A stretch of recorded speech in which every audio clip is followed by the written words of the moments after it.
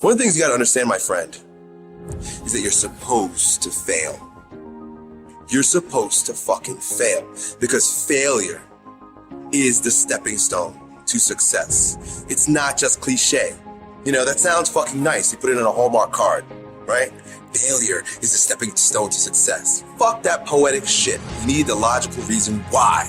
Because failure is an experience that lends to wisdom that ultimately makes you a stronger version of yourself. Failure should not become a prison house where you're held hostage the rest of your life by your mistakes.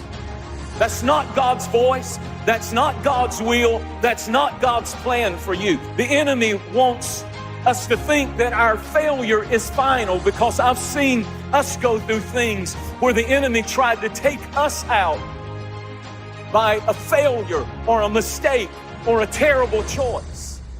Your mistakes are not final. Your failure is not final. Right now you want to play basketball. Well, it's not in the cards for you. But you know what you discovered? How to be committed, how to be disciplined, how to deny the self so that you can move forward in the direction of your dreams. You've won in that regard. The failure is just a signpost that you're going in the wrong direction. Do you understand? Do not be afraid to fail, because that oftentimes is the thing that keeps us back, because we think we have to be right.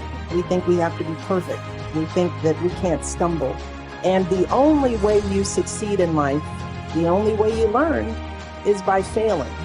It's not the failure, it's what you do after you fail. You know, do you let it eat you up? Do you quit? Do you give up? Or do you let it bolster you? Does it serve as the challenge in your mind to do more, to take some risks, to step outside of your comfort zone? Rejoice not over me, O my enemies, for when I fall, I will rise again. When I sit in darkness, the light will come. I want somebody to hear me clearly. You might have made a mistake, but you're not one.